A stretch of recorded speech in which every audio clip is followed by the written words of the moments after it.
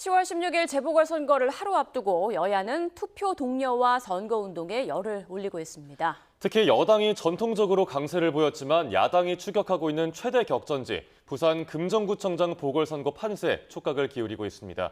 국회 연결해서 알아보겠습니다. 이준엽 기자, 선거 막바지 여야 움직임 전해주시죠. 네, 먼저 국민의힘 한동훈 대표는 잠시 뒤 오후 4시 지역 노인단체를 만나는 것을 시작으로 1박 2일 부산 금정 일정을 소화합니다. 한 대표는 선거 기간 동안 6번째로 부산을 찾으며 힘을 쏟는 분위기인데 오늘도 자정 가까운 시간까지 전력 투구하겠다는 방침입니다. 여당에서는 전통적인 강세 지역인 인천 강화군과 부산 금정구에서 막판 표결집이 일어날 거라고 기대를 걸고 있습니다. 신진호 전략기획부총장은 라디오 인터뷰에서 특히 민주당 김영배 의원의 고인 모독 발언이 순직한 김재윤 전 구청장의 추모의 심정으로 작용하고 있다고 내다봤습니다. 그래도 한동훈 대표에게 금정 구민들 또 강화 군민들이 기회를 주는 이런 게 저 막판에 좀 표결집이 좀 이루어지고 있는 것으로 저희들은 자체 파악하고 있습니다. 민주당 이재명 대표는 오늘 재판 일정으로 유세 현장을 찾지는 못하지만 SNS를 통해 2차 심판의 날이 하루 남았다며 투표를 독려했습니다.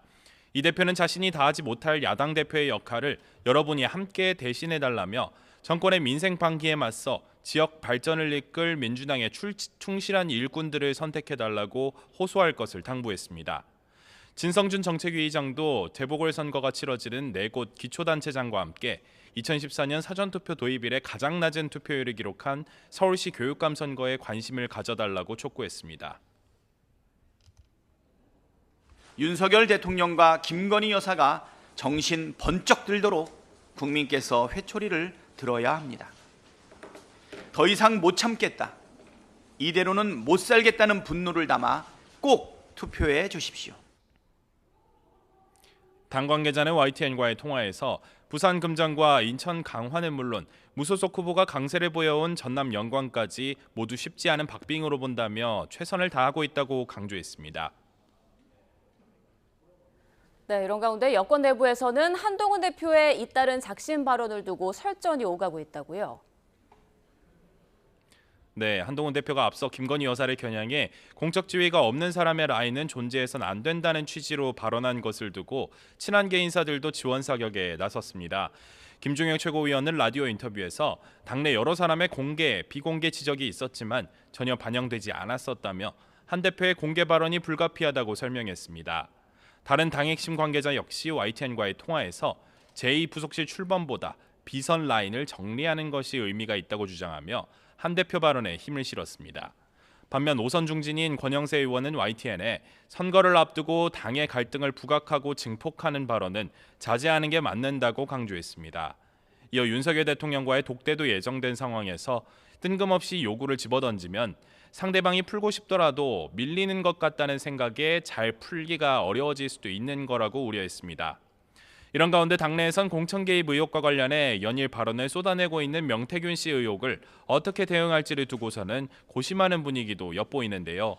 당 지도부 핵심 관계자는 YTN에 TF를 구성해 대응하더라도 명 씨를 당장 불러 조사할 방법이 없는 데다가 이름이 거론된다고 해서 불러 조사하기도 좀 그렇다며 당혹감을 내비쳤습니다.